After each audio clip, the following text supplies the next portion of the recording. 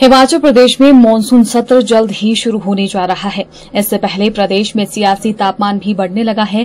पूर्व भाजपा सरकार में मंत्री रहे और विधायक विक्रम ठाकुर ने आज मुख्यमंत्री सुखविंदर सिंह सुक्खू और कांग्रेस सरकार पर जमकर हमला बोला है। विक्रम ठाकुर ने मुख्यमंत्री पर केंद्र से मिले 200 करोड़ केवल अपने विधानसभा क्षेत्र में खर्च करने और प्रदेश में विकासात्मक कार्यों की टेंडर प्रक्रियाओं में गड़बड़ी होने का आरोप लगाया है। विक्रम ठाकुर ने कहा कि विधानसभा का मानसून सत्र शुरू होने वाला है। इस बार सदन में वर्तमान प्रदेश सरकार के 2 सालों के कामों पर सदन में चर्चा होगी। उन्होंने कहा कि प्रदेश सरकार ने हिमाचल के युवाओं को कैसे ठगा, बीते दिनों में प्रदेश के जंगलों में आग लगी, अरबों का नुकसान हुआ, इन सारी बातों को लेकर सरकार से प्रश्न होंगे।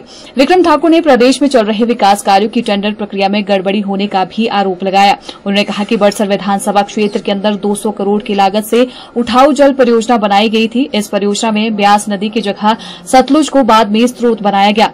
131 करोड़ की डीपीआर बनाई गई, लेकिन टेंडर प्रक्रिया को नहीं बदला गया। उन्होंने कहा कि टेंडर प्रक्रिया के दौरान टेक्निकल वीड और फाइनेंशियल वीड ली जाती है, लेकिन प्रक्रिया को ठीक ढंग से अमल में नहीं लाया गया। विक्रम ठाकुर ने मुख्यमंत्री पर हमला बोलते हुए कहा कि मुख्यमंत्री केवल नादौन को ही पूरा हिमाचल मानते हैं। उन्होंने कहा कि केंद्र सरकार से हिमाचल में वाटर सप्लाई स्कीम्स डेवलप करने के लिए 200 करोड़ मिले, लेकिन 4 टेंडर के माध्यम से सारा पैसा नादौन में खर्च किया जा रहा है। पहले 60 करोड़ के 3 टेंडर निकाले गए और हाल ही में 20 करोड़ का एक टेंडर भी नादौन में ही लगाया गया है। आने वाले दिनों में विधानसभा का सत्र लगेगा और एक महत्वपूर्ण सत्र हम कह सकते हैं। इस सत्र के अंदर सरकार के 2 वर्षों में जो काम किए हैं और जो काम रह गए हैं, उन सारे विषयों के ऊपर विधानसभा के अंदर चर्चा करेंगे।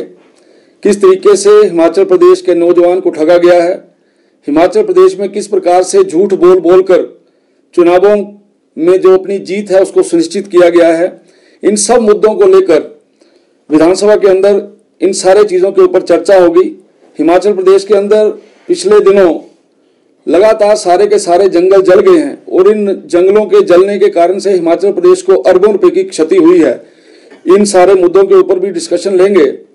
एक महत्वपूर्ण मुद्दा जो मैं आपके ध्यान में भी लाना चाहता हूं और उसको हम विधानसभा के सत्र में भी लेंगे।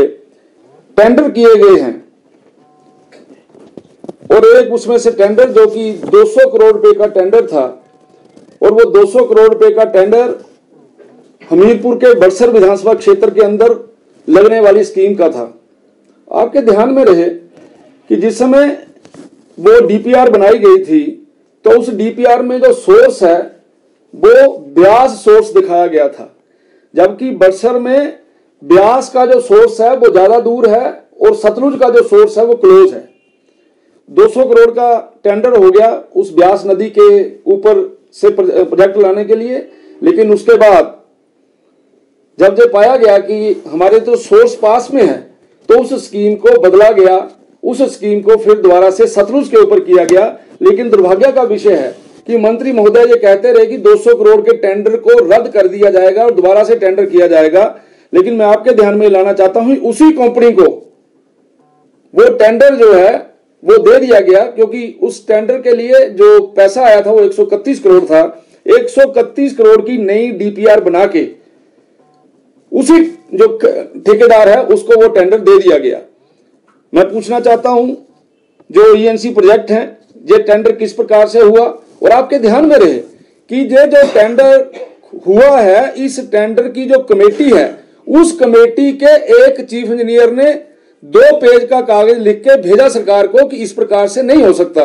जब सोर्स बदल गया, जब मशीनरी बदल गई, जब राइजिंग मेन बदल गया तो टेंडर क्यों नहीं बदला, टेंडर दोबारा से क्यों नहीं हुआ। बहुत बड़ा जानकारी का विषय है। मैं तो चाहूंगा सरकार इसको अपने इस विषय को अपने तरीके से विजिलेंस के पास दे, नहीं तो हमें इस विषय को जो है वो ईडी के पास, सीबीआई के पास देना पड़ेगा। बहुत बड़ा घोटाला जो है ये सामने नजर आ रहा है।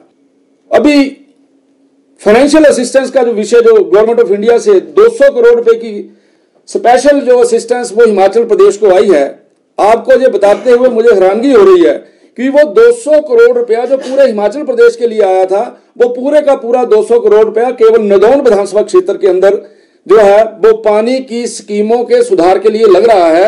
60 करोड़ के 3 टेंडर हुए हैं और 20 करोड़ का चौथा टेंडर हुआ है। 200 करोड़ रुपया पूरे हिमाचल प्रदेश के लिए आया था, लेकिन माननीय मुख्यमंत्री जी केवल और केवल नदौन को ही हिमाचल प्रदेश मानते हैं और उन्होंने पूरे का पूरा पैसा जो है वो वहां पे लगाया है। मुझे लगता है जब वहां पर बड़े बड़े प्रोजेक्ट काम कर रहे हैं, क्या कारण है कि कुछ लोगों को खुश करने के लिए इस प्रकार का काम किया जा रहा है? क्या कारण है कि कुछ कंपनियां ही पूरे हिमाचल प्रदेश के अंदर ऐसे काम कर रही हैं? मुझे ऐसा लगता है हमें इसकी तह तक जाना चाहिए और इसमें इन बातों की तरफ जो, क्योंकि मुझे लगता है ईएनसी प्रोजेक्ट इसमें सबसे ज्यादा जो उंगली है उनके ऊपर जा रही है। ईएनसी प्रोजेक्ट ने इन सारे विषयों को दरकिनार क्यों किया है? जब प्रोजेक्ट सतलुज से लग सकता था तो वो प्रोजेक्ट ब्यास से क्यों लगा? मुझे लगता है कि आपके चैनलों के माध्यम से और विधानसभा के अंदर भी हम इस विषय को उठाएंगे ताकि इसमें जो जिन्होंने गलतियां की है, जिन्होंने कमियां की हैं, उनको जो है सजा मिले, ऐसा मेरा मानना है।